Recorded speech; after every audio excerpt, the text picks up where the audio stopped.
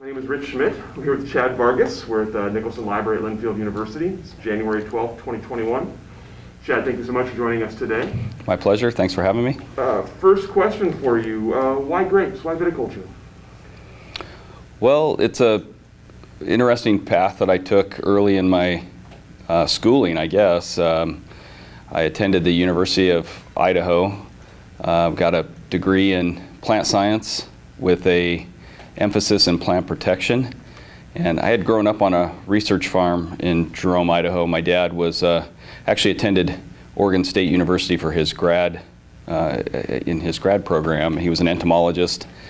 Did a lot of work in the Oregon area on for a chemical company, and ended up getting transferred to Idaho and established a research farm there that I worked on during the summers and while I was attending college. So I kind of thought that was my path, was to be gain some knowledge, more knowledge in plant science and plant pathology, entomology, and return to the research farm and maybe take over. My dad still works to this day on that farm. Don't know if he'll ever retire, but I gained a lot of knowledge doing that. How to do meticulous paperwork on research that was done for chemical companies that had to make it up to the EPA and pass muster. So that's kind of where I got my inquisitive brain about how research worked, how agriculture interacted with research, and all the kind of powers that governed that process. So I accepted I applied for grad school. I knew I needed an advanced degree to continue on. And while I was applying for colleges, I kind of peppered the southern part of the U.S. and a couple universities in California, and got accepted by Texas A&M University into their plant pathology department. And I'd actually applied to their crop science department, but I wasn't going to tell anybody. I was like, I got accepted, so I'll just go with it. And plant pathology was interesting, and I got matched up with a major professor. I was going to be working on dry beans. Pseudomonas syringae was a bacteria that was affecting dry beans, and so I was like, okay, well, this will lead to something. And I got started with a professor named George Sunden there, really nice guy. He promised me outside work, because one of the things I wasn't into was lab coats and beakers and stuff like that. And so I went there expecting to do some outside research. But his wife was also into research and had come to the university with him. And I think one of the things professors do when they get accepted at university is get a position for their spouse. And he had done that in his lab. And so what I found was I ended up competing with her for this research that was outdoors, and obviously he was a smart man and kept his wife happy, so I lost a lot of those battles, and I ended up in a lab coat with a petri dish, swirling petri plates under UV light to see what was the effect of UVA and UVB on these different bacteria species. And I just had this epiphany one day where I was like, where is this going to lead? Why am I in this outfit? Why am I in this dark room getting a tan from these UV lights? This is not me. Something's happened here. How did I get off course? And so, big issues for a young man to try to deal with, wrong direction in life. I got these people that I've convinced that I should be at the Texas A&M University in the plant pathology department with this professor. I'm spending some of his money on research, and I'm like, okay, a responsible person would end this as soon as possible. So I mustered up the courage to go talk to him, and of course he was upset, not only that I was leaving, but wasn't sure that I had a path. I think he was a little concerned that what are you going to do if you leave my lab, and tried to find something within the A&M structure that would work. And I ended up talking with this professor, Professor Starr, Jim Starr. And he told me, he said, there's a grape industry in Texas that is suffering from something called Pierce's disease. And it hasn't been a great relationship between the university and that industry. Just they don't feel like the research dollars have been handled correctly, but we'll see if we, are you interested in looking into this? And I said, yeah, sure. So under his wing, he kind of started to take me to these meetings and talk with these growers, and it didn't really go anywhere, unfortunately. They weren't going to fund any new research anytime soon. It was going to take a little bit more politics to get it done, and I didn't have the time. I needed to find something right away. My stipend ended, so I wasn't getting paid anymore, and I'm in an expensive, I'm out of state college. Tuition was expensive.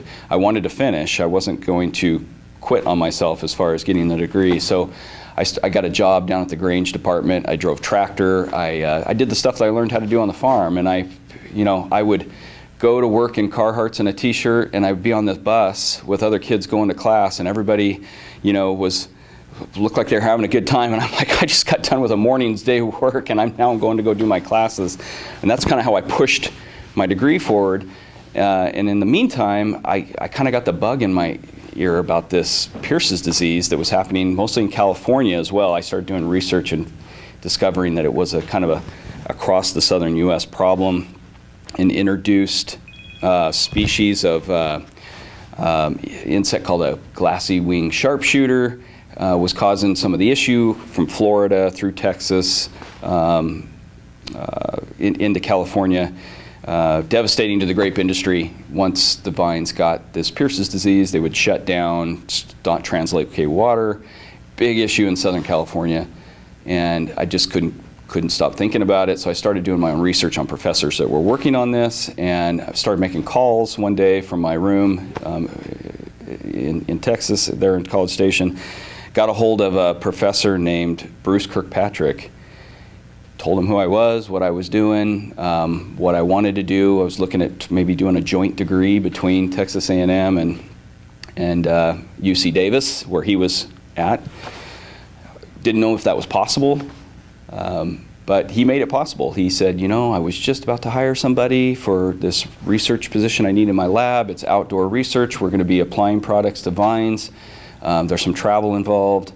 And I said, how do we get me there? And next thing I know, I was packing up I completed all my coursework at Texas A&M, packed up my Jeep and drove across Texas into California, all the way up to the University of California in Davis, picked up a residence there, started work in the Bruce Kirkpatrick's lab, and there were some great people in that lab doing all different kinds of things. And there was definitely the lab coat work, doing PCR testing to detect the bacteria in samples that were being sent into the lab. So I got experience running those type of procedures, kind of on the cutting edge of genetic work, which was very interesting. I got my field work in. I was able to go out with a backpack sprayer and apply micronutrient compounds that we were looking at their toxic effect on Xylella fastidiosa, which was the bacteria that I would now focus on that was part of this grapevine complex. And I was happy. I found a niche for myself. And one of the moments that kind of let me know that I was on the right path and that I was going to be okay is before I left Texas A&M University, the interim dean to the College of Agriculture, actually that might be overstating, I think he was the interim department head for pathology. His name was Dr. Apple, David Apple. He called me into his office and he said, "Chad, I'm concerned." And I was in one of his classes, so he knew I was a good student. And he said, all this hubbub about you leaving George Sunden's lab and kind of unexpectedly, and now you're on this new path and you're talking about going to California. He said, I don't think you have a focus. And I said, okay, that's fair. And I said, I'm looking for focus. I've got a focus inside me, but I'm looking for a place to direct it. And I said, so it's a fair statement, but I think I'm going to be okay. I think I found something that I'm interested in. And I don't know that I convinced him when I left his office, but I didn't have to worry about whether I'd convinced him or not, because 3 months after I'd been in this program and learned all these techniques, I get a call. I'm down in the lab running PCR gels on samples that had come in for Pierce's disease. I get a call on my phone, and it says, Chad, there's a visitor here from Texas A&M who's here to learn about how to run these electric gel phoresis PCR, this technique that you've been doing. Could you please meet him up in level 2 lab? And I went up there, and it was David Apple. And he was very surprised to see me, that I was going to be teaching him how to run these PCR gels. So a little bit of a retribution for me that I, convinced this guy, I might be on the right path. I'm doing something, at least I'm doing something important. And so that job with UC Davis was fascinating. I got to traveled a lot with Bruce Kirkpatrick, my professor. We traveled down into, I'm trying to think of the name of the town down there, Temecula. Temecula was being ravaged by Pierce's disease. Callaway Vineyards down there was just taking out excavators and bulldozers and just pushing vines over because they were done. I knew it was a big problem when I saw that. I saw some symptomatic vines, and I read about what it could do to grapevines, what it could do to citrus, and I didn't really have that vision of what the problem looked like until I went to Temecula and saw that devastation. And met an interesting character down there. Drake was his last name. I'm having a hard time remembering his first name, but he was the farm advisor for that county, and worked pretty closely with him to find growers that would allow me to put a trial on their property. And we were trying all kinds of stuff, micronutrients of copper, magnesium, not magnesium, manganese, zinc. What we were trying to do was spray something that wouldn't poison the plant. Maybe it could handle these higher doses of micronutrients, but we knew in a petri dish that the bacteria would, succumb to high concentrations of some of these micronutrient metals. And after a whole season of work down in Temecula, I got pushed into Napa. We started doing work in Napa. I just started getting introduced to big names, wine labels, names on wine labels that you would recognize. I'm on their farms now, and I'm doing work with their vineyard manager. Pretty exciting stuff at the time. And completed my degree at Texas A&M in joint with UC Davis. I flew back to Texas one time to kind of defend the project that I put together, which was the Pierce's disease project. And it all came together, and I got a degree in the mail, and I was like, okay, there's, check that off the list. We completed that roundabout way. Once I completed the degree, Bruce offered me a paid position in his lab, and I stayed there for about a year, continuing the Pierce's disease work. Funding started to kind of run out on the work that we were doing. What we found was we were running into some dead ends where the plants were chelating the nutrients and not making it available to the bacteria. So we were working with a nutritional lab in Florida that was really good at pulling out all micronutrient concentrations out of plant sap. And so I would go out and do my applications.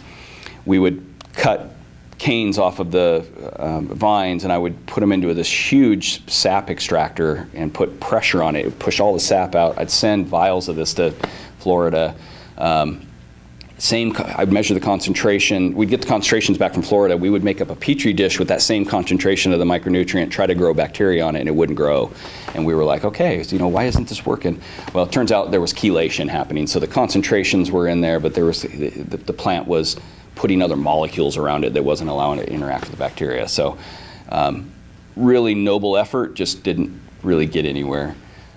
So that experience opened up this whole world of the Napa Valley, Mendocino, Sonoma, and I knew some names now. I had met some people, I had some contacts. My networking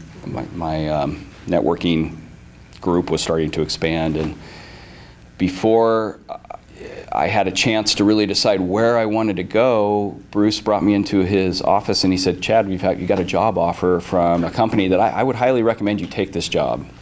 And I said, okay, who is it? And he said, well, it's called Crop Care Associates. They're out of St. Helena, and you'd be able to stay in the current place where you're living if you want. It's you can commute into Napa Valley. They're a pest, basically a pest advising service, consulting for, they consult grape growers on what to spray. They do pest monitoring, and I thought, well, that sounds like a great way to get to know more people, see the area.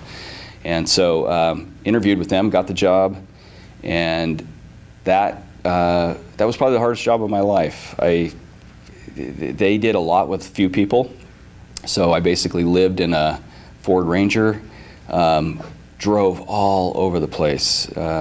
I lived in my truck, basically. My truck was my office. We didn't have formal offices.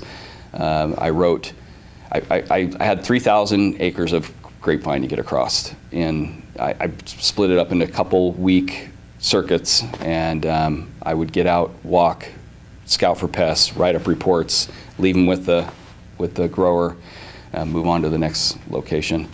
And I did that for a couple years, and talk about a networking opportunity to meet people and have them rely on you, show them that you're dedicated to what you're doing, create integrity, the whole works. So through that job, one of my clients that I picked up that they would have me check the vineyards for was Kendall Jackson. And I didn't know much about Kendall Jackson other than I'd heard of their wine. Their office was in Windsor, California. I checked a few of the vineyards over there for the La Crema label and got to meet the people over there. And they contacted me kind of indirectly, but let me know, hey, we've got a position open if you're interested. And I applied for it. It was a similar position to what I had, but kind of had a viticultural title now in it. I was a crop, what they call me, a PCA, pest control advisor for crop care, and they wanted to offer me kind of a PCA / viticulturist position. And I didn't have any formal viticulture at the time. I'd picked up everything I knew from just talking with smart people and asking questions. And so I was able to go to that interview and secure that job. My office was in the Windsor at the Kitty Hawk facility for Kendall Jackson. And my life got a lot easier. I got a bigger truck. I got less stops to make, but still very exciting. I got to still go into covered a lot of Sonoma, Highway 12, Carneros area. I was in, I worked with the Cardinal label for Kendall Jackson, got to meet the winemakers over there, do cool stuff like bud dissections. The whole world opened up to me about how to perform viticulture and the physiology of vines. And I got into nutrition, how to do nutrition sampling and put together nutrition programs, irrigation scheduling. It was like going to university for viticulture, and worked with great people. There was really good people in management at that time. Reported to a guy named Steve Yates, who's no longer there, but just a great individual. So felt good while I was there. I was in good hands, working with good people. Don't regret any of my Kendall Jackson days. It was a great working opportunity and just set the stage for so much. Probably, so I'm trying to think of where we are in time now. It's like 2003. I've gotten married at this point. Kind of looking for maybe a vineyard management position, something that I don't have to travel as much. I'm focused on one area because I've got all these tools now that I know how to use, and I want to put them to practice on something that I can see the direct impact on. And I knew that direct impact was going to be wine quality, so I wanted to focus on what kind of things can we do to keep vines in good health, keep them nutritionally sound, and does that lead to quality? And so applied for a few positions in Napa. I've looked at this position that was in Lake County. The money was going up a little bit. I was like, okay, we were starting to get into some real salary dollars here, starting to justify my schooling that I've done. And so I was feeling pretty good.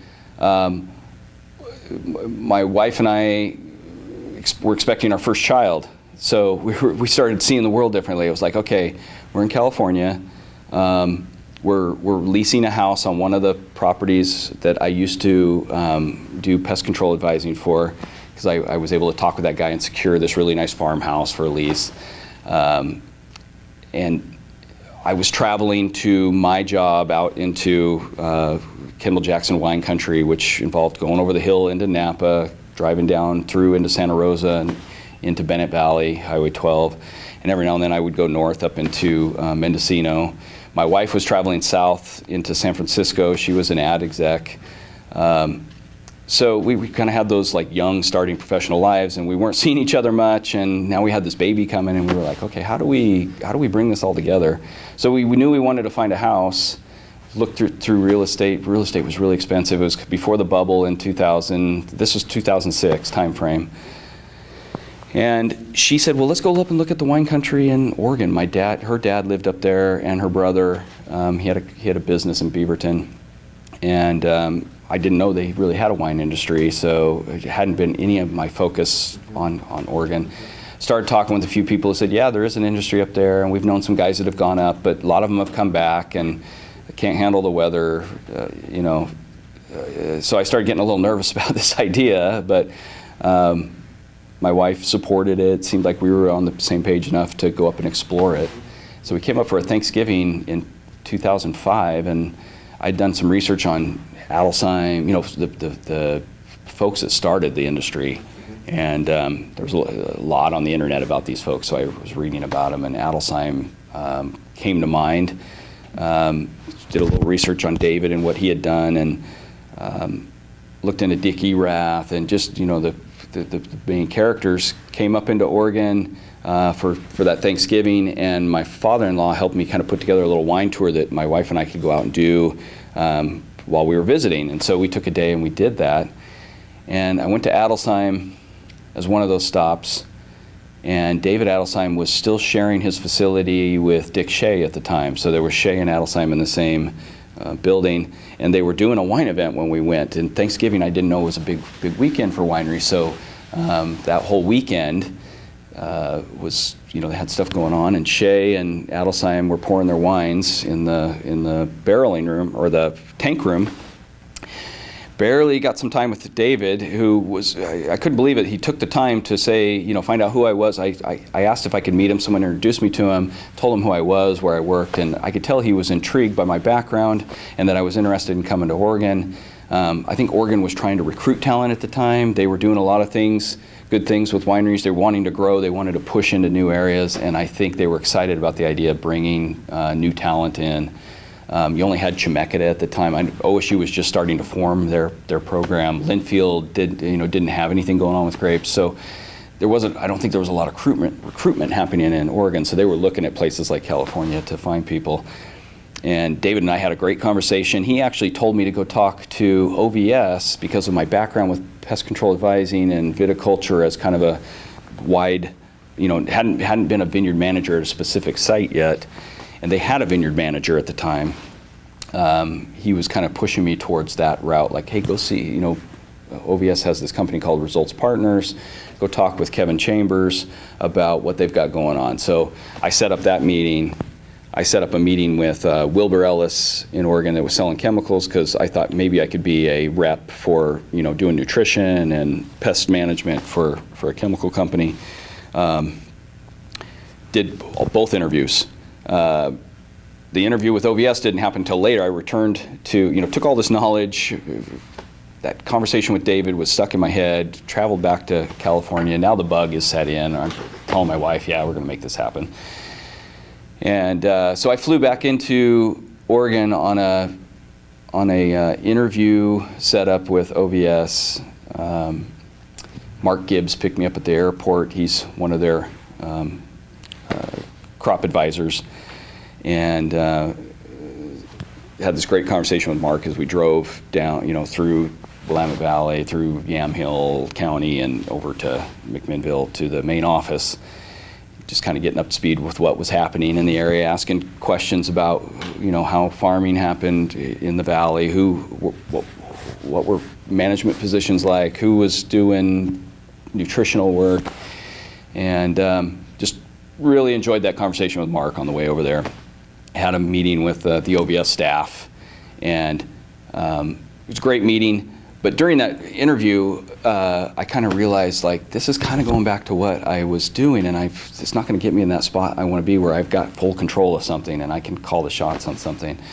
And So thanked them for that interview, went back to California, talked with my wife, and I said, I'm really settling in on trying to be a vineyard manager at a winery, at a state winery. That seems to be where there's this level of interaction can happen. And with David being my best contact I had at the time, I called him, had this great conversation with him about where Adelsheim was going, where the industry was going, what they needed at Adelsheim to go to the next level. And they had a great vineyard manager named Deb Butler at the time.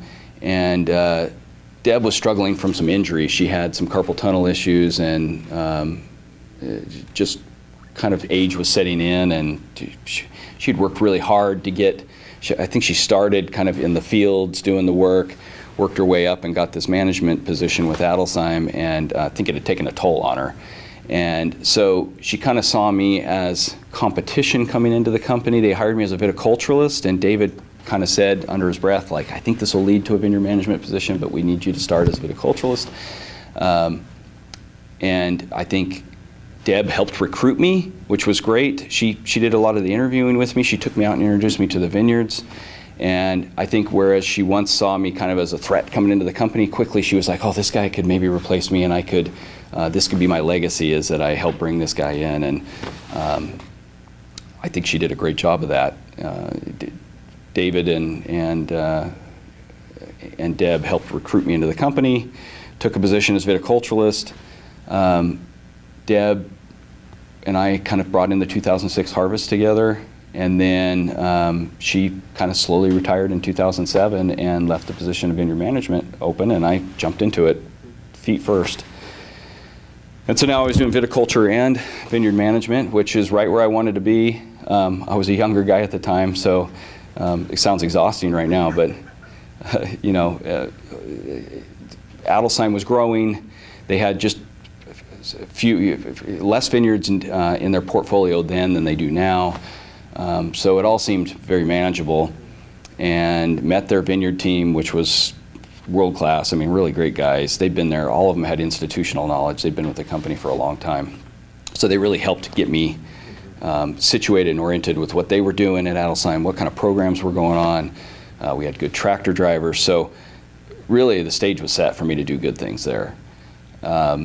That, along with David really pushing me to get involved in the industry. He wanted Adelsheim to be known for advancing the whole industry, not just Adelsheim. And I always admired David for that quality. And I thought, if David's if he values that and I want to take advantage of it, let's do it. Let's get involved in the industry. And so I set on for the next 6 to 7 years, just really pushing hard on advancing Adelsheim's brand, pushing in the vineyard, changing things up, coming up with different methods to monitor what we were doing, tasting with Dave Page, who was the winemaker at the time. A lot of wineries find that their vineyard management and their winery personnel don't always match up well and get along in the lab. And I made an exception to push past anything like that and be a team in the lab, so we could really figure out where wines were going with our efforts in the vineyard. And Dave Page did a great job at that as well. He and I worked together to test a lot of different theories, and we would hear something and we would set up a trial. Hear something, set up a trial. Test things. We didn't want to be told things. We wanted to see things. And I think that really gave us a lot of momentum in the industry to be folks that were speaking at symposiums. We were leading research review groups. I got involved with live. So I resisted live when I first got to Adelsheim. I told David that I didn't see good things happening with those type of groups in California. They were too fractionated. There was a lot of them. They didn't seem to have good policies or methods. And told David, we don't want to go live. Let's avoid this. But started to get intrigued by it as they approached me more and more. I started going to meetings to see what the technical committees were about, and really liked their approach with things. And so I kind of jumped in whole hog and led the technical committee, became the chair of live, chair emeritus. Tried to stay involved as much as possible. And all these things were looking great for Adelsheim. We had folks involved with a lot of different things. The wine was doing well in the market. David had created a nice team. So I felt well supported, and really glad that was my introduction to Oregon wine and Oregon viticulture was my time at Adelsheim. Don't regret any of it. Worked with a lot of great people. And it led to me receiving an award, I think it was in 2016, for industry service. There was a time where if there was something going on, I was trying to be at a seat at the table talking about it, or trying to lead the group, or doing as much as I could. I eventually burnt myself a little bit. Just my family was growing. My wife needed more support at home, just was happy to see my success, but it was taking a little bit of a toll. And so I started to just take stock of my life and figure out what was important to me, and it was definitely my family first and work second, and how to balance that. And Adelsheim was another great place to work on those kind of things. A lot of flexibility in schedule, and I didn't have a whole lot to prove there anymore. Everybody knew that I was doing my job and making great things for Adelsheim, and we were setting the stage for the company to have a great reputation. And so I decided we needed to hire a, what did we call the position at first? I think it was grower relations. And I hired a gentleman named Jeff Hall to start that position. And this was kind of a new position for Adelsheim, because the winemaker, Dave and myself had kind of handled all things vineyard and wine. If there was a grower we were working with and we needed to have a meeting with them, we traveled to go see them, and we invited them over for things, and we had a lot to keep in track of. And I don't know that, I remember telling Dave, I think we're buying fruit from different places now and trying to do new things that we need new personnel for. You and I can't keep up with this anymore. And so we hired Jeff Hall, who's gone on to do great things in the industry, currently the vineyard manager for, manages all things grape with Argyle. He was with us for a year, did a great job at the position, and then we ended up hiring Kelly Stokely after Jeff left, who's now Kelly Wagner.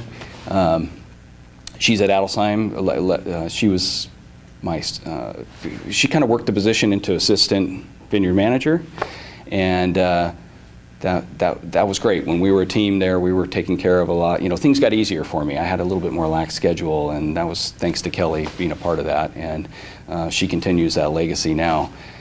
In 2016, I was meeting with my labor contractor, and he had approached me several times throughout I had the same labor contractor for years. Once I found a guy that I could trust, I built that relationship, and I saw labor as always being a challenge in the industry, and so I knew those relationships were key. So I found a guy that we worked well together, had similar motivations of being successful and good integrity, and worked with him probably from 2008 through to the end of my career at Adelsheim. He would approach me at different intervals of our working relationship and say, "Chad, you should start your own management company. You and I could partner up. I'll provide the labor, and we should do this." And I was kind of ready for that when I approached the end of my service at Adelsheim. I was thinking about, where do I go from here? Do I try to get a vineyard management position at another company? I interviewed for a couple different positions that were a little bit higher than vineyard manager. They were kind of, some people were trying to create positions for me, like, head of all grapes, all things. And I was just like, maybe the next step is to start my own company that carries some of the principles that I have picked up in my career, and I've got a good reputation. I have integrity. I have all the things that I would like to deal with a business partner. So why not have faith in that and in yourself and try to start something? And so myself and this labor contractor and my current business partner decided to start this three-way partnership management company. And that's kind of how NewGen Vineyard Services came to be. And the original intent of the company was to, I've got a gray face now, so I'm not so much NewGen anymore, but the NewGen aspect of the company was, let's always be on the cutting edge of things. Let's try to bring great things to the industry. Let's stay on top of new methods of how to control disease. Let's look into drones. Let's look into robots. Whatever we find benefits the industry, let's make sure we're not afraid of it and that we're helping our customers get introduced to these things that could save them time and money. And so we still carry that legacy with that company on today, trying new things. And we're interested in things like electric tractors that have come out. We're trying to see how we can fit that into our business plan. We're interested in how do we survey grapes of vineyard and determine where the quality and the vigor and all that stuff is without walking every row. How do we use technology to advance viticulture? And it's just a new direction for me now. It's a passion now to create this company that takes care of its customers and integrates new technologies and services that make the job easier. And so that got started in 2017. January 2017 was the launch. Along the way, we lost a partner. We separated from the labor contractor. The whole goal was to see if the labor contractor could supply labor at a reasonable price. We could stay competitive in that and still make money on that labor. And it turned out that the margins weren't great for either of us, so it didn't work out. And to add more to my plate in 2018, as we were just 1 year into NewGen, we decided, my current business partner and I decided, what else can we help the industry with? And we weren't that excited about all the virus that was being brought into Oregon. Leaf roll 3 and red blotch were becoming hot topics. And so we knew there were some vulnerabilities in the nursery industry as far as where everybody gets their grapevines. And so we decided to take on that industry, and it's probably the hardest thing I've done in my career. There's just a lot of work in sourcing clean material, putting vines together, accepting the losses that happen in nature when you put two things that weren't meant to be together to graft them, dealing with customer expectations, delivery of goods, contracting goods, being short on delivery sometimes. I've always been somebody who wants to over-deliver, not overcommit, but under-promise, over-deliver. And the nursery industry just punches you right in the face where that comes from, for as far as that mentality. You have to be prepared it's kind of the norm is to have all these things not work out and have to explain them to your customers. So that's been a great character developer for me as far as business humility, is that what it is? Or business, it's grounded me as a person that nature is what it is, and you have to adapt to it and become better and excel and create new processes. And so, long story from where we started when I was back in Moscow, even at the University of Idaho, had no idea I would end up in wine and grapes, and thought I was on a different path towards just ag in general. And turns out that wine was a huge thing in my life, and so were grapes, and I've followed that path, and it has not let me down. It's been very exciting. The journey's been great. My wife has enjoyed it. She's worked in the wine industry as far as getting involved in wineries and doing tasting clubs, and so the goal now, as our kids start to get older and leave the house, is to bring my wife back into the fold of the wine industry, because we really feel that it is the industry that will support us into our retirement years. It's a pretty amazing journey to get here. It's crazy, yeah. It's a lot of little curves and stuff that were served up that I feel like we had to decide what route we were going to go, and made good decisions. I don't ever think there's really a bad decision. I just think you have to be committed to your decision, and I felt like I was able to do that in the wine industry. I was really commit to the decisions that I made. So I have a lot of questions about NewGen, but I want to go back for a second. I want to talk about Adelsheim for a moment. Tell me about, you mentioned kind of being hired at Adelsheim at a time of expansion, time when things were growing and there were a lot of opportunities. And I know from my experience in the industry how well Adelsheim is known now as like the experiment place, the trials place. Tell me about, you mentioned that earlier, but tell me how that kind of came to pass, and if there were some notable trials or notable experiments that you ran that you're particularly proud of. Yeah, well, I would attribute this back to David Adelsheim again. He was a visionary person. I think with visionaries, they come up with ideas, and then it's up to you to prove to them why you shouldn't do something, or why. David was very much, he knew how to go find answers in current research by doing search words and looking through research transcripts, and he would bring stuff to the table, and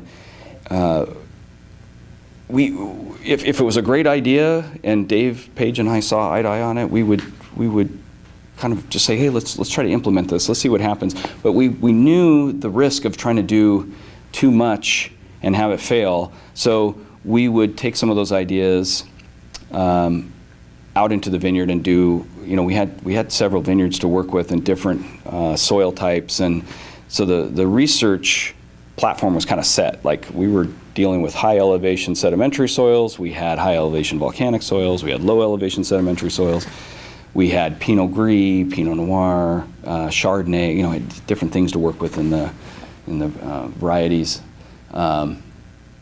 We would go out to challenge that theory that David had, or if we didn't think something would work, we would try to set it up in the vineyard as well, just to look at it and make sure we were being open-minded about it.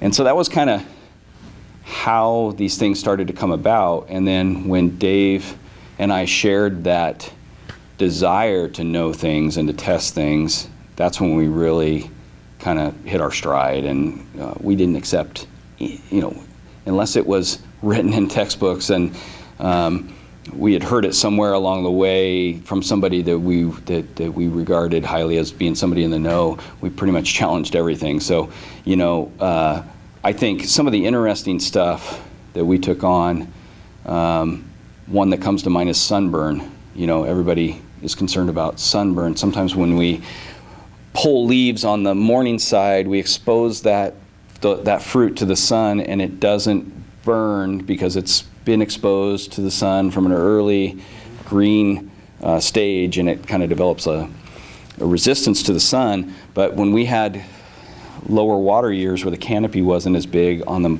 afternoon side we would have issues where the leaves were there but they were small and they didn't protect. We'd get sunburn, and everybody in the winery would want to say, let's sort that, let's pull that out, let's not let that go into the fermentation. And we realized, one, you would lose some crop doing that, and two, it was a lot of work. And so then the third thing we said was, why do we do it? We don't know anything about this other than what the perception is, that this fruit shouldn't go into the fermentation. And so we put in the work to sort off all the sunburn, collect it into bins, ferment that wine with no sunburn, and we added the sunburn into the same lot that we had split in half to sort it out of. So we added extra sunburn to it. So you would think, okay, now we're going to get this dichotomy here of good and bad, and made the wines and did a blind tasting. Everything was always kept blind. That's the way it should be. There shouldn't be any biases on one way or the other, especially when tasting wine, because there's so many nuances to it. So I was in charge of keeping the secrets as they were, the code to what we were tasting. We were using some vineyard management software, and I would go in there and apply the code to it and then close it down, totally forget what the codes were, but we needed to be able to reference it later. Those wines would be in barrel, and I remember tasting them, and we had things like A and B and X and Y, and then we decided, okay, let's go to like a, we tried to keep it to where your brain didn't think about the code at all. It had nothing to do with the experiment. So it was completely blind, and we would taste through things, and then we would do this big reveal, and it was just amazing the amount of things we turned on its head because we were willing to challenge the idea and do the research setup. We found that sunburn wasn't as big of an issue. We were, economically, we were putting a lot of dollars at keeping it out of the fermentation, but it wasn't as important as we thought it was. There was barely any difference between the wines. There was very little nuance between the two that anybody could pick up on. Other experiments that are notable is yield experiments. So Dave and his winemaking team, I don't know if they would ever admit it, but they had kind of a number in mind for yield that it didn't matter what row spacing was or spacing between the vines, like what the capacity was out there. If they saw this number come across that was, I think the magic number was 2.8 tons per acre, that wine would get a Saunier because it was too heavy. We wanted stuff 2.5 to 2.7. We kind of came up with this pounds per linear foot that worked for wine quality. And I say pounds per linear foot now, but we were just talking tons per acre back then.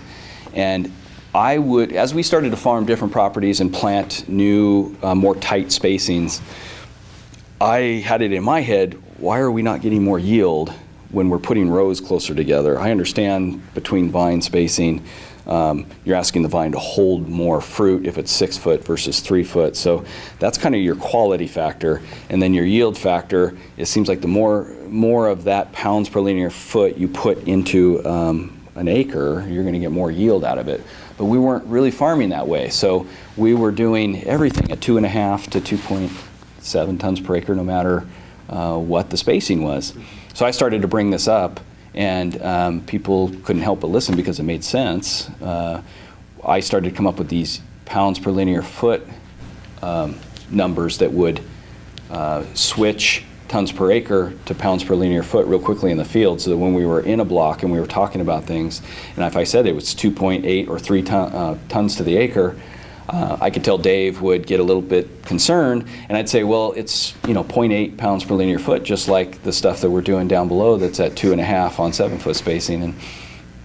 And I could see all the wheels start turning on. Okay, maybe this is something we should talk about and look into. And so we started doing yield experiments based off of pounds per linear foot, what the vines were actually holding and asked to ripen on a per vine basis. And it started opening up opportunities to increase yield in some of the blocks and get more single vineyard wine and upper tier offerings, and farm stuff that was at, that we knew the vines would set more fruit, and it was at over 1 pounds per linear foot. We started farming it for that because it would be good at that level and it could support the Willamette Valley tier product. We just started doing things smarter. We realized there was some economics in it, that there was, we wanted more of certain things and we could get it without any impact on the quality, and we could not be so concerned about more over here when it was going into a lower tier offering. And those kind of things really helped the company, not only from a quality standpoint, but from an economic standpoint. Mm-hmm. And then we, I think something that's kind of outside of the experimental realm of what we were doing at Adelsheim was we finally convinced David Adelsheim that we could sell extra fruit. We knew we had something special at Adelsheim Vineyards with the fruit that we were growing there, but it didn't become that special when you got extra that you weren't expecting, when yields were higher than expected, and then the sales team had to try and go sell more of that, and they weren't prepared to. And so after doing that for a couple years and kind of noting it to David, what we saw were the implications of that, we started selling fruit, and that grower relations person became kind of key in handling that, and things really started to click. You talked earlier about your work with Live and other organizations, and eventually being chairman of Live. You noted you were suspicious of Live and not thinking that was the right move. What about the program did eventually convince you to join and convince you to lead it? And what were some of the accomplishments there that you remember that you're proud of? I think what really kind of brought me around to Live was the way the technical committees were being handled, and they had they found bright people in the industry that were having experience with these with vines. They were actually vineyard managers or viticulturists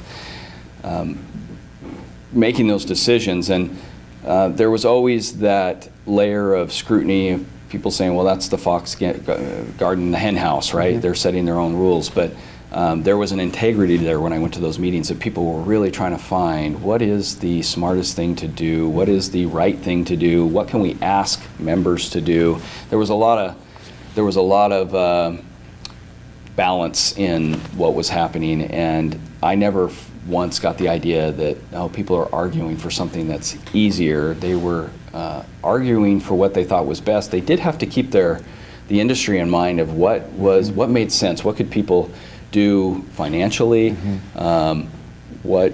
what was our role as an industry to do that was sustainable in the realm of sustainability. It had to be beyond marketing, just marketing sustainability. It had to be about what works in the vineyard, what are people likely to do, what makes them pay more attention.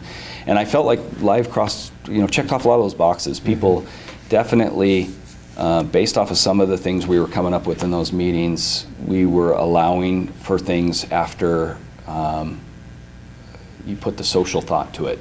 Do I need this? People weren't spraying herbicides just to spray them anymore and just picking their favorite brand. If they wanted to use certain things, they had to do a weed survey and figure out if those weeds were on the label.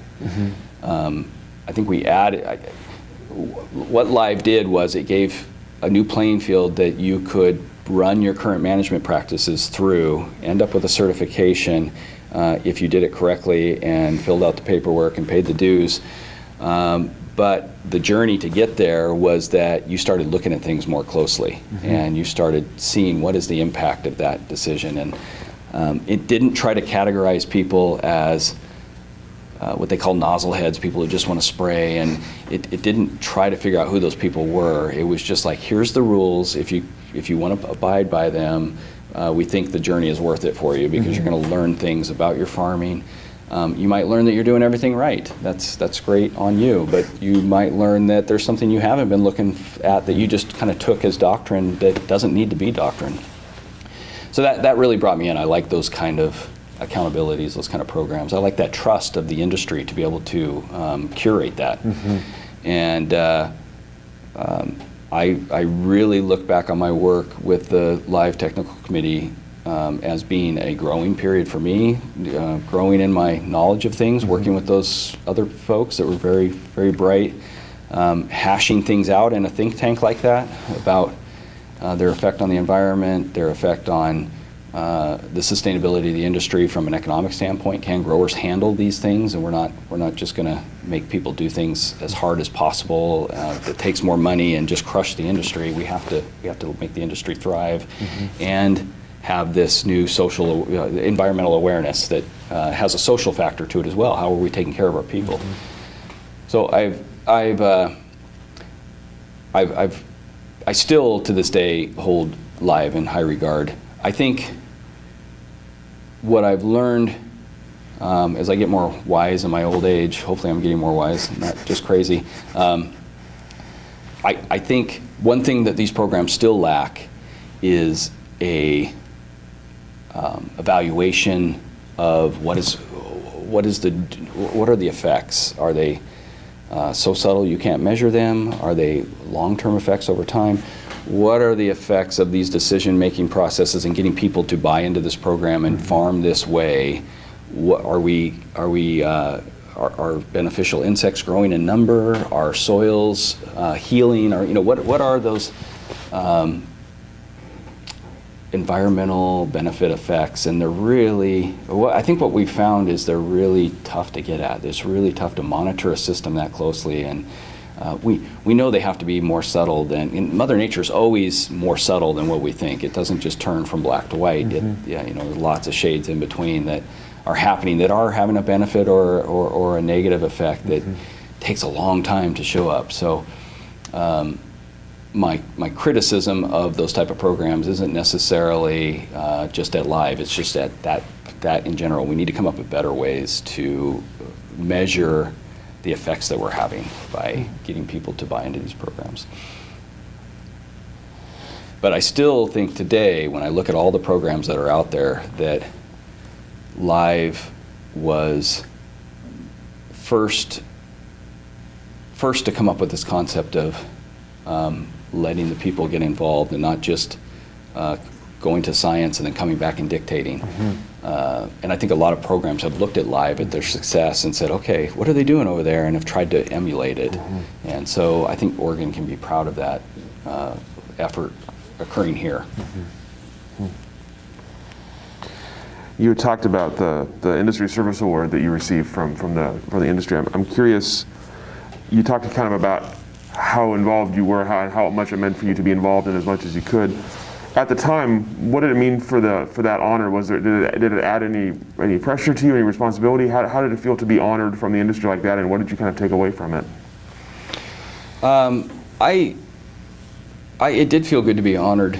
It let me know that all the work I was putting into my efforts in the industry were not being overlooked, and they weren't being taken for granted. And I appreciate the fact that the Oregon industry takes the time to recognize individuals like that at our symposium, and then now they've extended a category into some of the field workers that are standing out and doing above and beyond, and I like that acknowledgement at all levels.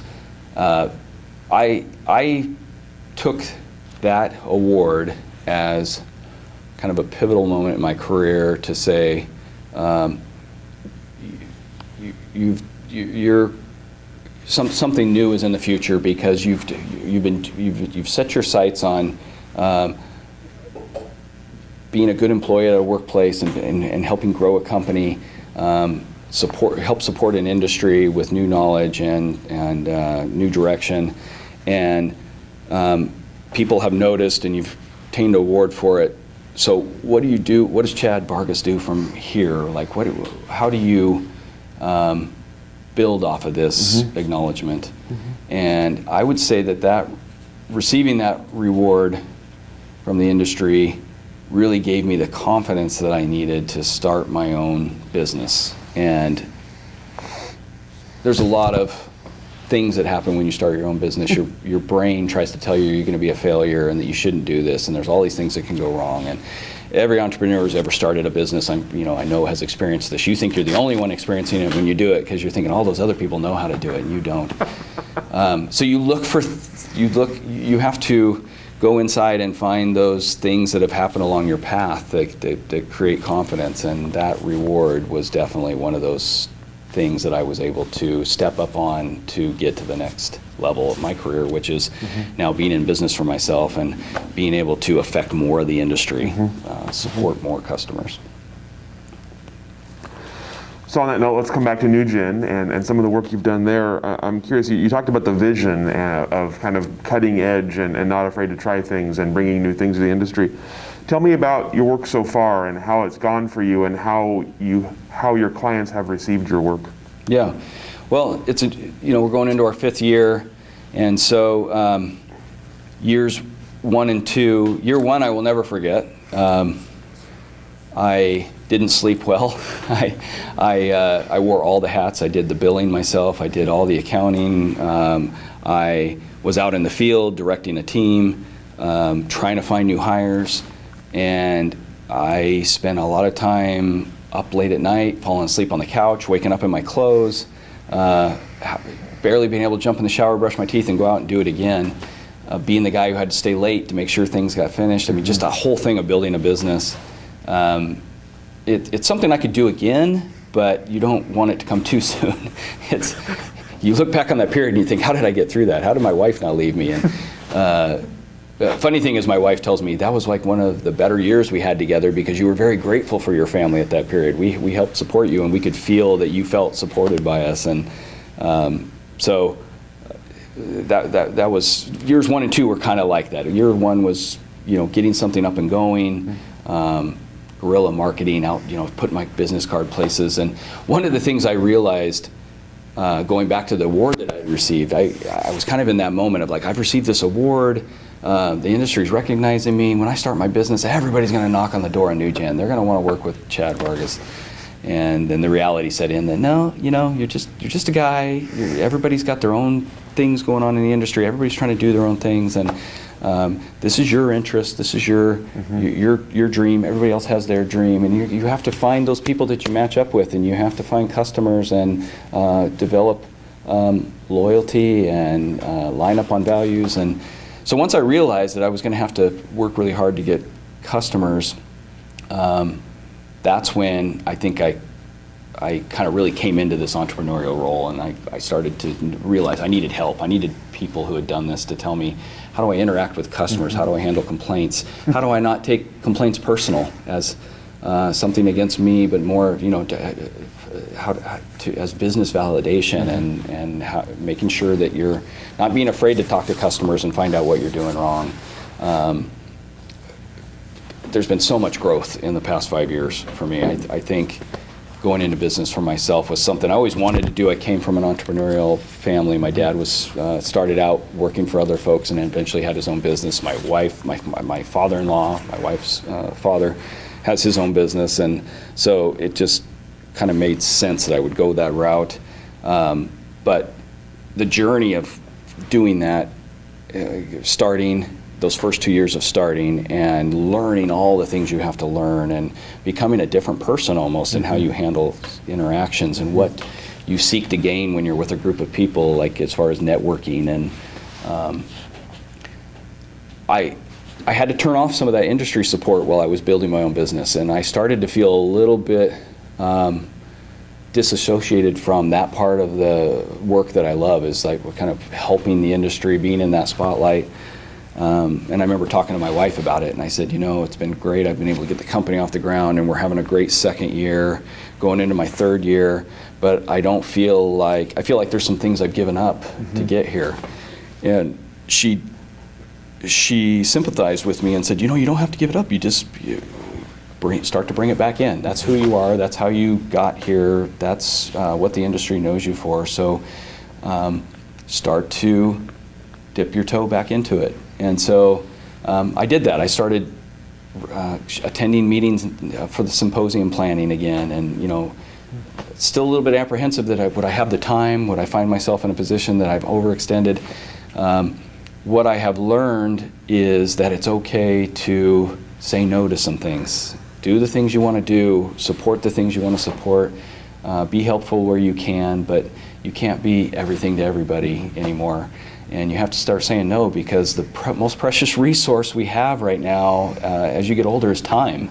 Time with your family, time doing the things you want to do, time relaxing, time working, time spent with your employees, time with customers. I mean, it's all, you don't get any more time. So make sure that what you're doing is where you want to spend your time.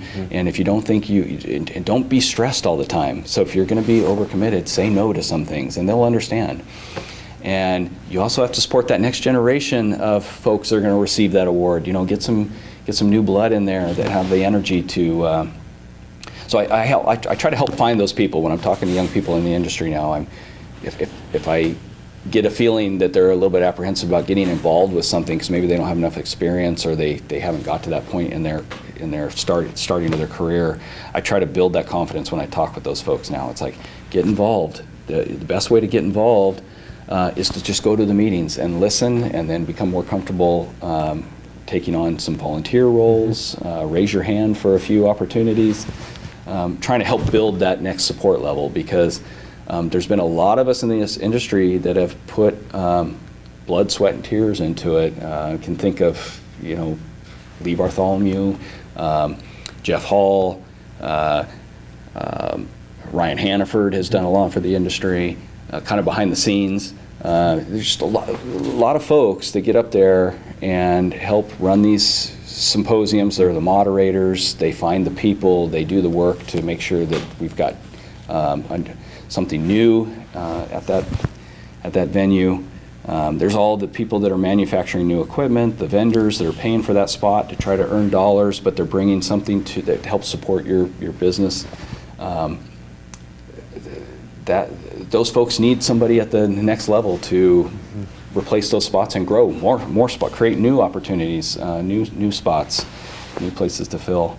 And I think that Oregon is ripe for that right now. I think I know less people in the industry than I used to, because the industry has grown so much that I go to the symposium now and I'm like, I don't know that whole table of people over there. And that's great to see, just new buy-ins, new ventures, and I think the future's bright for Oregon. I think it's going to look different in the future than what I kind of came from. Even entering I didn't enter the industry at its infancy. It was kind of in a transition point when I got here of where does it go next? And I feel like in the next 5 years we're going to see the next rendition of that. And I think we're going to see more conglomeration of vineyards. There's going to be probably less small growers, more large operations. I don't think you can stop the nature of that, even though some of us would like it to stay the way it is. Different political and economic pressures change things, and things like COVID come into play, and how well did you survive that? The fires of 2020 were a game changer for folks, and some people are going to do well with what the knowledge they gained from that and some of the licks that they took, and some people aren't going to do as well. All those things are kind of defining this future that we're going into and setting the stage. So what are some of the technological things you have tried or working with at NewGen, and what are some of the successes you've had so far, and what are some things you're looking towards working with in the future? So technology, I have to go even back to my Adelsheim days for technology, and that support that David gave me to be the best at what I could do, best at things, get involved in things. Around 2000, it's 2020 now, 7 years ago, let's say 2013, I think it was actually 2012, there was the first, Jeff Lorton, who used to be in, I think he lived in McMinnville, actually I think he was in Carlton. He had the Duke Joseph ad agency, got together with some of the county folks in Yamhill County, and decided, hey, let's do this tech seminar, tech show. And I believe it's 2012. They hosted it at the McMinnville Airport, the museum building there.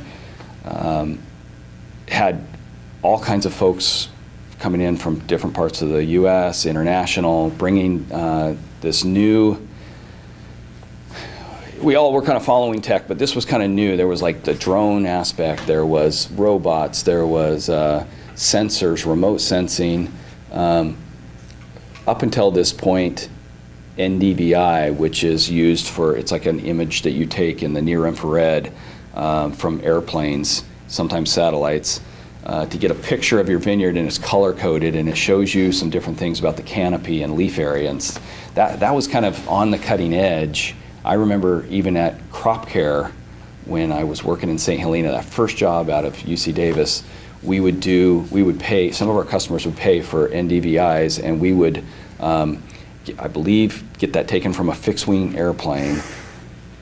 And the images to me were just pretty images. I was like, oh, this is cool, a lot of color. But I didn't really know what it was telling us, but I was intrigued by it. That stuck with me as I came into Adelsheim, and I started thinking about ways we could do things smarter and more efficient and learn more about things in the vineyard. I looked for a service that we could do NDVIs with. We found that implemented it, and I started to pay attention to them a lot more. Now I'm on one site that I can go and check these colors out, and it became where you could get it on your phone, and you could be a blue dot inside of that area on the, so it started to change. Cell phones certainly changed the game in the vineyard, because now we could bring some information out into the field easy, and it was a dual purpose device. You could call and you had this information there. So that started to happen at Adelsheim. We were getting fixed wing NDVIs, and I went to this 2012 ag tech thing that Jeff put together, met a bunch of people while I was there. I networked and found several people that knew a lot about drones and NDVIs, and then there was camera technology, and I thought, I want to get into that space. So I convinced the ownership at Adelsheim, Jack Lohacker, who we lost last year, he passed away, was Jack and Lynn were owners in Adelsheim with David. Jack and I really hit it off. Jack supported a lot of the things that I did, the research that we were doing. He liked all that stuff, all that knowledge gain that we were doing at the company. And I brought it up in a meeting that I'd like to get a drone, and that I was willing to pay for some of it myself, because I wanted to practice with it outside the company, get good with it. Also known as playing with my kids with the drone. And Jack saw, I showed him a few videos of what you could do with it, and he kind of bought into it, and he ended up paying for the other half of it. So we got this drone that I would bring out into the vineyard, and I got hooked up with, Lee Bartholomew introduced me to this guy, Torres was his last name, Gabriel Torres, and he was one of the principals at MicaSense up in Seattle. They had come out with this camera called the Red Edge, and it was too big of a camera. It had to be mounted on either a fixed wing or a really large drone that I wasn't going to be able to afford. But shortly after I went to that tech meeting, MicaSense came out with something called the Sequoia, really small camera. And I wanted to see how could I put that drone, or that camera, on my Phantom 4 drone. Well, there wasn't any good way to do it. There was no mounting that would work. The Phantom already had its own camera.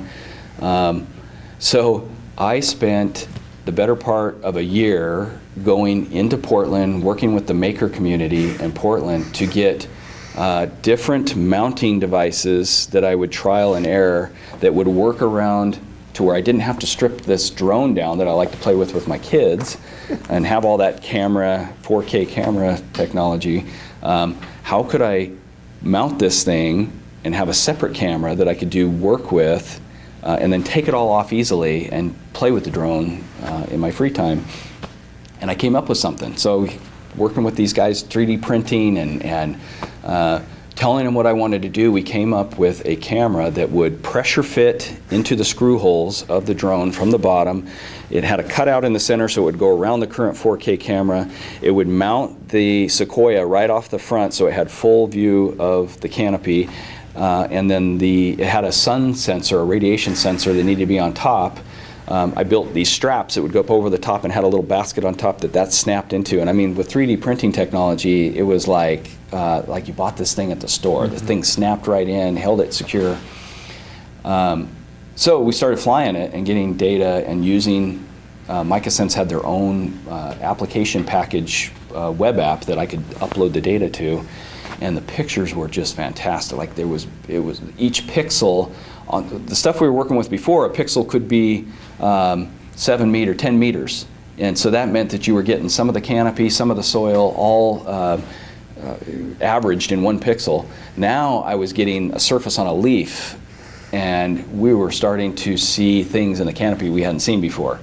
One of the things that became part of an experiment at Adelsheim is that we had this block that would never make it into upper tier wine. I kind of had an idea of why, because I would see some differences when we would hedge in there. The left side would grow out a little faster, and I didn't know how to capture that in a way that we could harvest it differently. So doing some rudimentary vine rating, I walked through and I just did a quick, like every other row, rated the vines, and I saw that there was a separation in values from high vigor to low vigor. I flew that drone over and it showed me the line where it was. Like I was like, okay, look at this, we're getting something here. Got this picture of, I think it was block 14, right at the Calkins Lane entrance. And I showed it to the winemaking team. I said, look guys, I found block 14. We could never figure out why it's on that side of the vineyard where we get upper tier wines. Most of our single vineyard Calkins Lane came from that section. And we always wondered, why can't block 14 make it? Same clone as some of the other blocks. And then so I flew those blocks plus block 14, and I showed them that those blocks were lower vigor. This was a mixture of high vigor and low vigor, but I thought we could mine out kind of the east side of the block. And using that drone image, we did. We mined it out, we made wine, and that side went upper tier and the other side didn't. So now we were fine. Now we had a tool to mine out quality. And so I played with that platform for quite a while at Adelsheim. I got interviewed by Good Fruit Grower magazine in Washington, made one of their cover spreads with me. The guy came out, filmed me flying this drone over the top of the vineyards, and a lot of people might have saw that and thought, oh, that's just for show, he's flying. But we were actually doing some work with that. It was limited work because we couldn't get the Sequoia needed a certain amount of power. I think it was like 4-volt power to come out of the drone, and the drone didn't have good interfacing for that plugins. It had like a I'm trying to think of the small, kind of looked like a phone connector on the side that we used to connect that to the drone, and it would supply the power for just a short period of time, so we had a short filming window, and then all of a sudden nothing would come through on the camera. But that hooked me on the idea that drones could work in the vineyard if we could do more stuff like that. And so as I was starting, as I went to more of these conferences that Jeff put together, I got introduced to a guy named Young Kim, who was doing a lot with NDVI for the sugarcane industry. He was actually able to estimate yields and sugar content by what they saw in the NDVI, and then they would go ground test it. He got involved in a robotics program where they were trying to develop a mechanical arm to cut fruit. Got it so far to where they had a prototype with VR goggles that I went and tested out in Pendleton once they got that UAV range set up out there. So I just got immersed in this. And one of the things I kept running into with tech was there was a lot of great ideas out there, but none of them came all the way full circle to practicality in the vineyard to where we could take them, even at the winery level where you have some money to spend and you can experiment with it. We were finding little wins like I described with the vigor, but there wasn't other things to do. We weren't sure how we were saving, if we were going to be able to pay for more of this tech by just finding those little wins. So I kept looking for more applications, things that would lead to more support just within Adelsheim of getting more tech. Well, as I started my business and wanted to make this tech part of it, it became even more so. How do I take a budget that is already at the economic stress level for a grower to accept that that's what it's going to cost to farm their vineyard, and they're getting this price for their grapes? And we've seen prices in grapes come down since I've been here, and that's been a little bit stressful on the growing side of the business. We've also found that we can increase yields, and so if you take a lower price per ton and you get more yield, then that can come together and be beneficial. But we found that once now that you're able to increase yields, how do you do it? And we're finding that some of the vines can't support the yields that they need. And so it's really coming down to having a better understanding of the vines, nutrition, how to grow things better. And tech definitely fits in that. It's going to have a role, but I've really struggled to find things that I can bring into the fold that then I can sell to the customer and they're going to feel good about it. It has to, in order for people to adopt things like technology, it has to either provide a path to more yield. Actually, I'll just simplify it down to it has to create a path to more money. It either comes through savings or abundance of something. So if that tech can't create savings, showing how to do things so much easier that you see a savings from it, being able to do something you couldn't do before because you didn't have the knowledge, and that leads to abundance. These are tough models to work with, and ag is at the rudimentary level of a business, that there's inputs and there's outputs, and any of those inputs that you use had better give you a better output. And so that's been a challenge for me on the NewGen side to introduce new technologies, and kept me very close to the tech industry. So I'm looking for those things that I can validate, and then by staying close to that industry, sometimes I can be the first person to bring it into a test pattern or a test case to see if it's got viability. And that's opened up a lot of opportunities for me to be able to do new things. And I'm currently working with a guy that I have created a relationship with in this tech industry that wants to bring robots to the market. And so we're working on ideas, and I may have a financial interest in that at some point as we get closer to concepts that work. And that's one thing I'm good at, is coming up with concepts. I think the tech industry has been trying to go for big wins, like have a robot be able to pick fruit, become a harvester, and they go for that big win, and then they run into the issue of, okay, we got something that can cut the fruit off of the vine, but how does it deliver it now to the bin?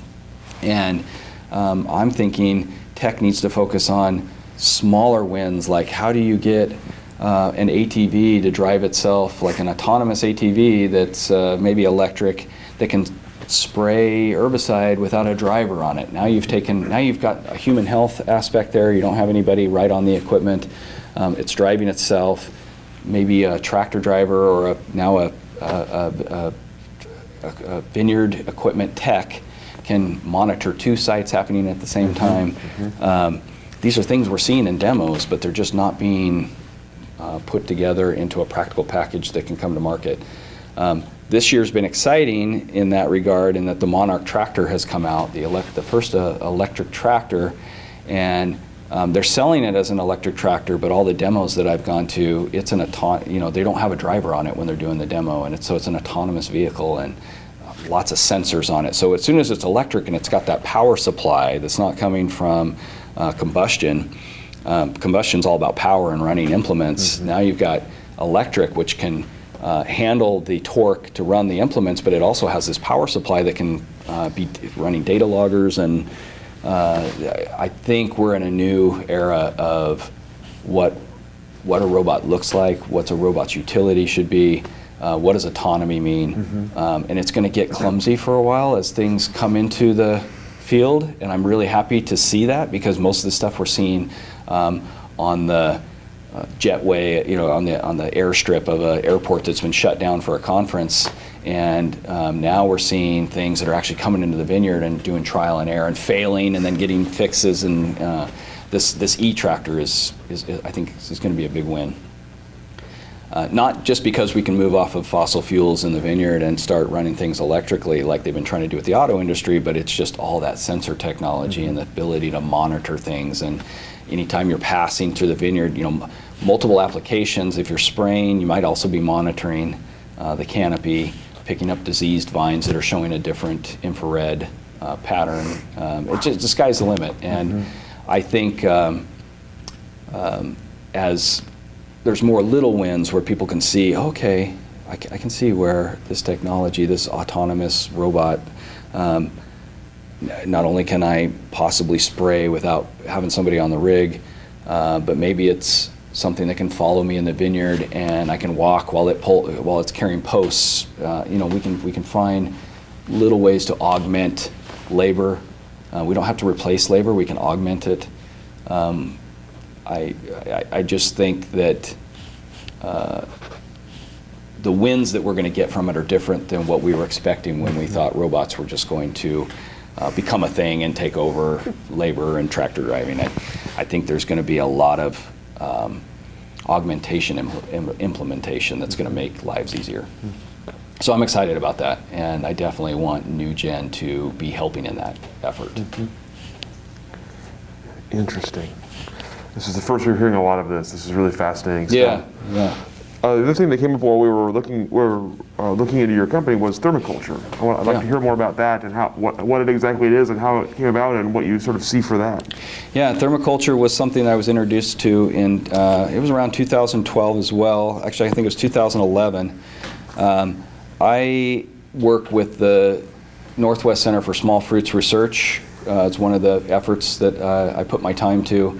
It's a kind of a conglomerate group that is housed in Corvallis at OSU on campus, but it has scientists and ARS scientists, USDA ARS scientists, university land grant scientists, kind of make up this this think tank that meets yearly. We go to DC. I'm part of a group that goes to DC, and we lobby for federal money to support research in all things that are specialty crop, mostly berry crops, blueberries, caneberries, wine grapes. Being part of that group, there was a guy named Derek Peacock that I was going to DC with. He was representing, I think he was working for Hearst Berry Farms at the time, and he was representing blueberries, Oregon blueberries while we were out there. Met him for the first time on this trip. We talked a lot about technology and whatnot while we were in DC. When we came back, because we go in March, he gave me a call probably in May, said he had a new technology that he was testing out. It's called thermoculture. They were looking at it in blueberries to thicken skin, increase the bloom. Most of the berries grown in the Northwest, a lot of them head for the Asian market, and so they've got to transport. So they need more shelf life. So he was looking at it to increase those kind of things in blueberries. And he said, well, you should look at it for wine grapes. I know they're interested in looking at wine grapes. They don't have any idea what it would do. So I got involved in that and got to meet all the principals at Agrithermal. The machine that we first started out with, you could hook it to the back of your pickup and pull it to your tractor, hook it up. It was like just a hitch that would go on a ball.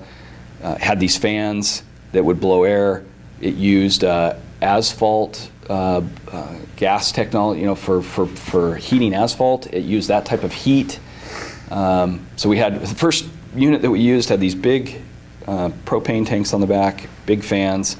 Looked kind of crazy to me, but when we ran it, I could feel the hot air. It would blast the canopy.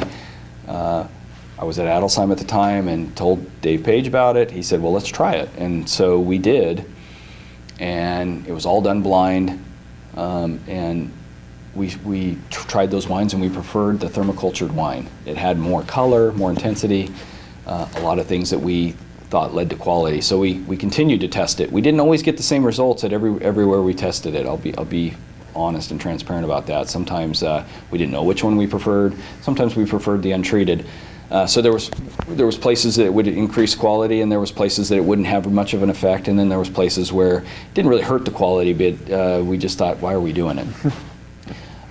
But continued to work with it for a number of years, and started to find things that it did that were interesting, that the agrithermal guys were learning about. And there was a period there where we would do something with it at Adelsheim, report it to the agrithermal guys, and they would build a program around it and start, talking about that in California, where they were also trying to get sales.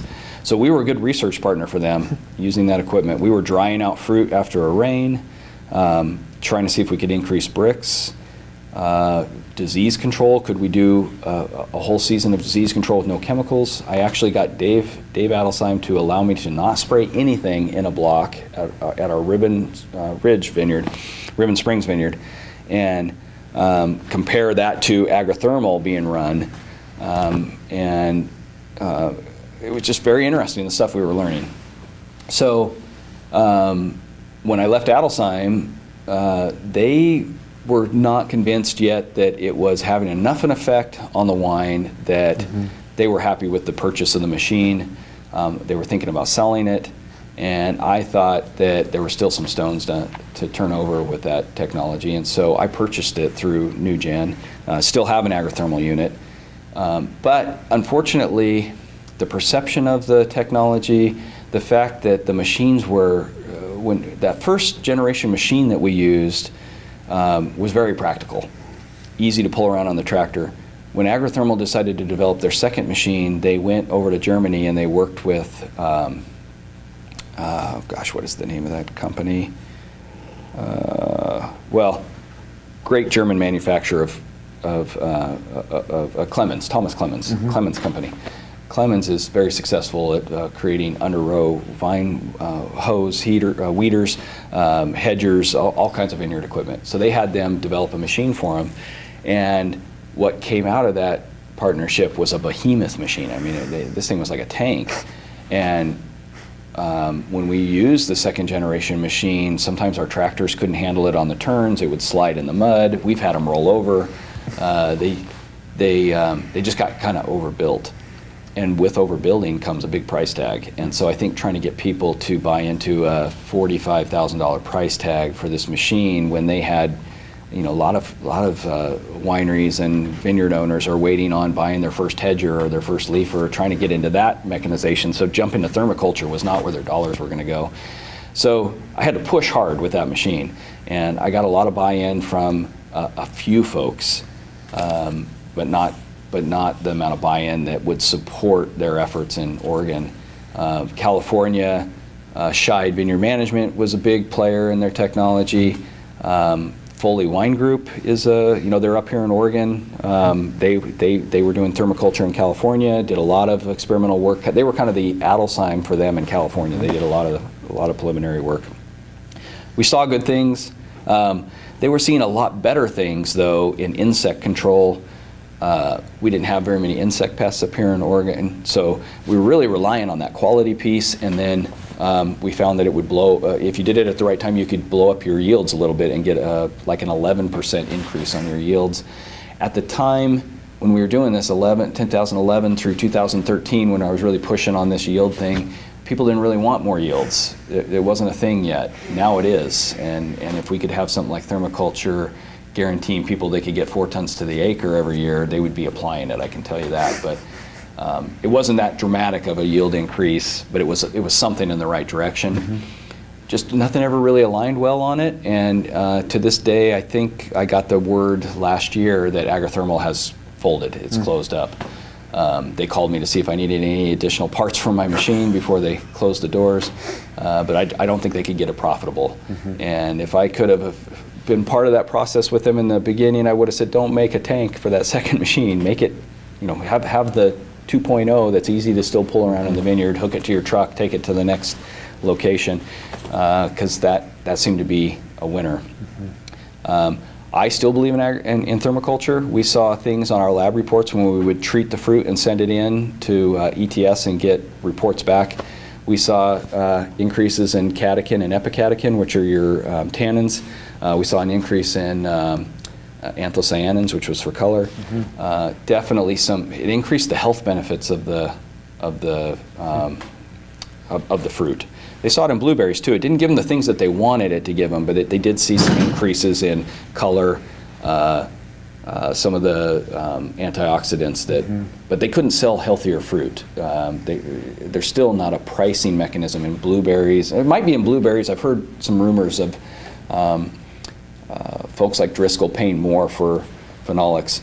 Ryan Collins, who was working for A to Z before he left and went back to Australia, was starting to do a program there where they rewarded growers for more phenolics in their fruit. So it needed more of that type of thing out there for Agrithermal to really pick up. And maybe someone will pick up that torch again and run with it in the future. Like I said, I believe in it. It basically takes a stress, like if you don't irrigate vines and you let them dry down a little bit, there's a stress there that leads to more phenolic production and quality. Heat stress does the same thing. The vine's not used to going up 10 degrees, 15 degrees in just a matter of seconds, and so there's a stress response there to adjust to that, and things get turned on and then turned off again, and during that turn on period, there's things produced that lead to wine quality. You mentioned earlier that you've gotten into the nursery business as well, and the challenges there. Tell me about how that's gone for you so far, and what you've been able to bring about in your time working with nurseries. Are you making progress towards something? Yeah, the amount of knowledge I've gained in 3 years doing the nursery business has been pretty intense. one of the things that I realized is I didn't have enough respect for nursery people when I was a vineyard manager. You just expect good, healthy plants to show up when you order them. You put your money down and you feel like it's like buying a tractor. That nice shiny thing should show up that you spent money on. I did not realize how much work there is between that part of the contract to the delivery of the vines.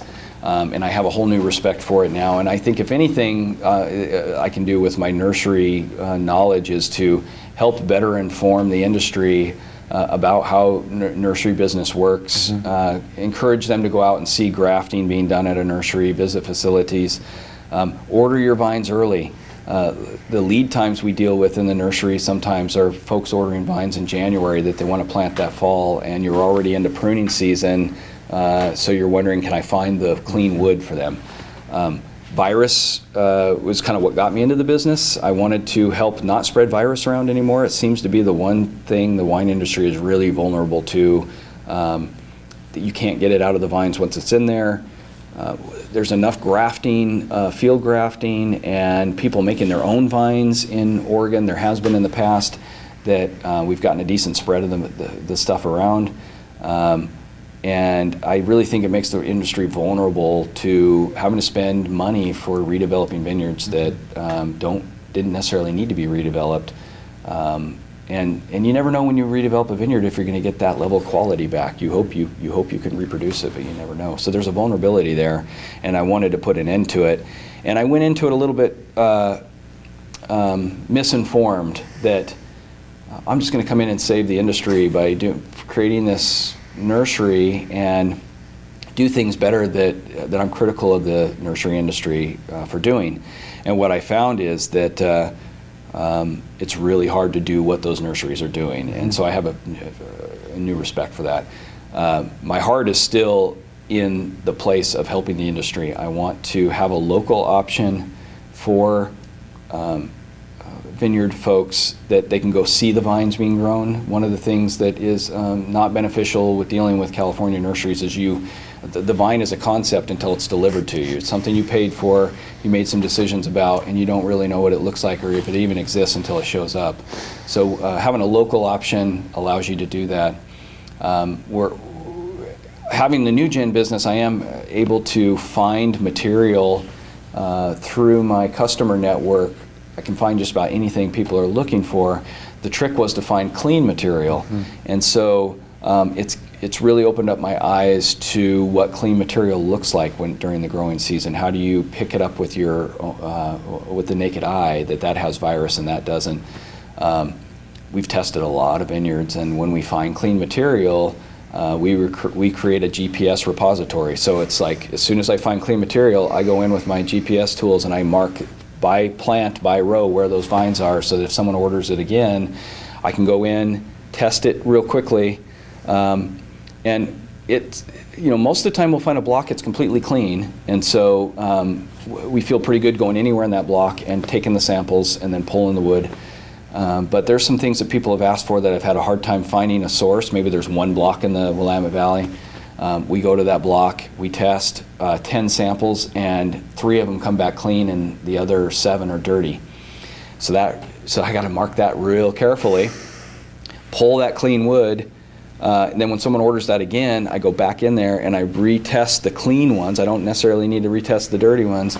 And I've been lucky to find that it's not spreading on us. It's staying in the same spot. So I'm hoping with my knowledge that I'm gaining from doing that kind of thing, I can help the industry deal with virus once it's in the field. Do you have to pull it out? Is it beneficial to remove virus vines if they're not spreading? We're still trying to figure out with red blotch that continues to show up in new places, whether it's spreading because of a vector that they can't really reproduce in the lab, so they're not sure what is causing that, or is it already in the vine latent and environmental stress like drought stress or heat stress brings it to the surface and shows it in symptoms, and you think that you just gained a new red blotch vine, but it was already there. We're finding stuff when we test in the vineyard. We'll get the report back and we'll find that this, we know exactly where those red blotch vines are, or the leaf roll vines, and during the season we can't tell that it's there. It looks healthy, sometimes we're delivering the news to the customer, and they're like, no, we don't have red blotch in there. Let's test it again. We test it again. It's there. So I didn't foresee that part of the business being such an integral part, trying to keep from spreading something around, and the integrity that's involved in testing material and making sure you're bringing only clean material in. But it's just another skill set that I'm developing that will serve me in the future, whether the nursery business is a big hit or not. It's still a bootstrapped effort at this point. We might seek some investors at some point to try to build it up a little bit quicker. So right now we've expanded our customer base probably threefold, but the orders still aren't huge that we're getting in. So we're still cutting our teeth. We're still learning new ways to develop the vines. So when you're grafting the vines, you're going to lose a certain percentage. We're still losing more than we want to lose. Mm-hmm. We need to come up with new techniques to get more of our grafts to survive. And we're not willing to deliver something because I've been a vineyard manager and I've taken delivery of those vines. One of my things is I'm not willing to deliver a vine to you that I wouldn't want to receive myself. And so it hurts when you have to take a lot of that material out of inventory and junk it because it's not meeting the standards. But I think it's helping the industry accept us as a local option and trust our, even if we come up short on your order, the vines that you did get are good quality vines. Mm-hmm. So that's it's just, like I said, it's added to my entrepreneurial skills. It's helped me have more respect for the industry, see things in a different light, and maybe be helpful in fostering better relations between nurseries and vineyards in the future. So with all this going on, I want to ask the sort of a two-part question. The first part is we talked about COVID earlier. You mentioned it earlier. How COVID has affected your sort of work life and your business life, and on top of that, what you see for this year and for the future for yourself and your business as we come out of that, and with all these new things you're working on. Yeah. What's next? Well,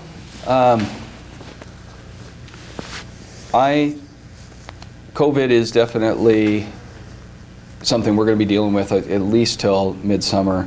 I feel that the industry did pretty well handling it in 2020. OSHA has created some things that we have to work around that are good for helping minimize it. I think being critical, what were they calling us, a necessary workforce or a critical industry. I think we'll see our field workers that are out in the field working together that are the most vulnerable part of our business as far as groups of people getting together will probably be receiving vaccines towards the front of the effort in Oregon, which will all be great. It's hard to tell what is the future of COVID. Post-vaccine going to be a lot different than what we're dealing with now. We're all hopeful that it will. I think for all the efforts that we did in our part of the industry from the growing side of the business for COVID, I think we're vulnerable still, even though we've been able to keep people protected. What's happening on the winery side of that equation with things being shut down and them not able to generate valuable direct-to-consumer income. If my customers aren't doing well, then I probably won't do well either because they support me. We're a team. So the future is about helping the industry come out of this, come up with smart ways to get the industry back on its feet. I still think we have to address labor, especially when you look at COVID and how vulnerable the labor force was to it. We felt a lot of pressure at harvest this year due to that. Some people were afraid to come out and work, and yet the job had to continue. And there was a lot of things that we had to do to get the harvest in this year. Working in smoky conditions. I had a new piece of technology I loaded on my phone this year was air quality index reports. You know, we had to follow the air quality index to know when N95s had to be on faces, and when could we release the masks and breathe and be socially distanced and the whole work. So very interesting exercise in how to continue as normal as possible while being safe. So I think there's things we've learned from that experience that we'll hopefully build on in the future, especially when it comes to labor. I'm taking a new look at labor. I think this e-tractor is going to open up some possibilities that people will think beyond a 1-to-1 ratio with labor and equipment. I think we're going to have to look at new things we can do in the vineyard that involve mechanization. Develop those skill sets in our people that have supported the industry and not replace them, but redirect them, repurpose them. These are all big down the future conversations and things that this industry is going to go through as an exercise, and I'm hoping that I can be a guiding light in that process. For me at NewGen, I want to continue to grow the business and reach more customers and help more customers farm for quality, increase their revenues, maybe introduce them to technology in a smart way, make people's lives easier. With the nursery business, we hope to continue the fight against virus and develop better ways of reducing plastics and stuff like that that come with all the pots and the trays, and really look at our customers and what they want in a vine, how much are they willing to pay for it. One of the things that we've enjoyed in the industry has been cheap vines, cheap plant stock, starting with as far back as planting your own sticks in the ground. That was as cheap as it got. But as the threats grow, meaning virus spreading, and then wanting quality vines that are going to last and not have to replant again, not have trunk disease in them, because trunk disease is something that's affecting the industry. Even if you plant clean vines, you're vulnerable to it from pruning in the rain. Just a lot of things that this industry has to deal with to try to stay relevant, profitable, healthy, and I want to use my position, that all the gifts that I've been given in my life, to be able to work for great companies, come from a start that didn't involve grapes, and so my eyes were open the whole way coming into it. To be able to start successful companies, be supported by the industry, I want to use that to help direct the industry to survive and go on to be even better than it is now. And there's lots of us out there trying to do this, and I think there's enough of us in Oregon with that mentality that the industry is going to be just fine, and we'll survive COVID, we'll survive the next COVID, whatever it is. But things are definitely going to change. We don't get all that and have the comfort of not changing. We're going to have to adapt and create new skill sets. I'm really happy that OSU has started their program. Linfield has taken on wine and viticulture. We need more of those hubs of knowledge that are sending good people out into the workforce, because we have to continue to foster the next generation of thinkers, the next generation of people that are going to care for the industry and make sure it gets to the next level. And that's not something that a lot of us think is part of our responsibility, but it really is. You have to be ambassadors for the industry, show it in good light, in good faith, and show all the good aspects of it to attract those kind of folks. And now we're trying to attract tech. So a lot of industries trying to attract tech. So why are we going to get efforts directed at us unless we're willing to help support that and foster it? Fantastic answer. I love that.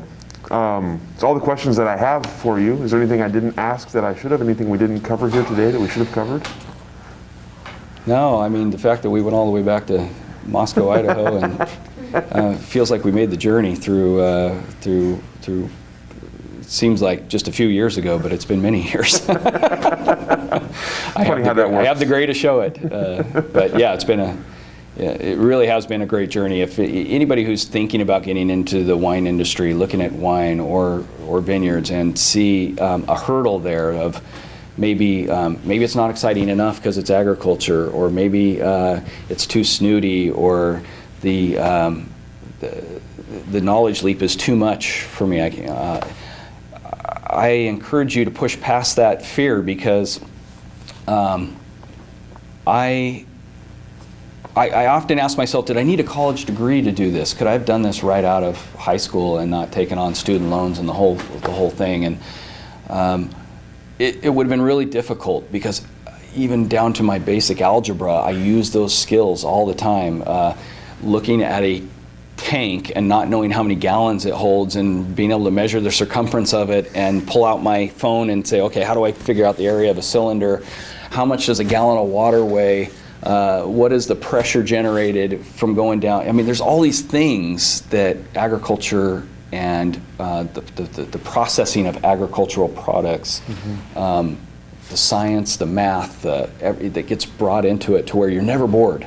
You're always learning something new. You're always Googling something, something that you knew and you forgot, that you didn't think you'd ever use again. You bring it back up in some thing that's very critical at the moment, and you saved yourself time by being resourceful and knowing how to use your tools to solve the problem.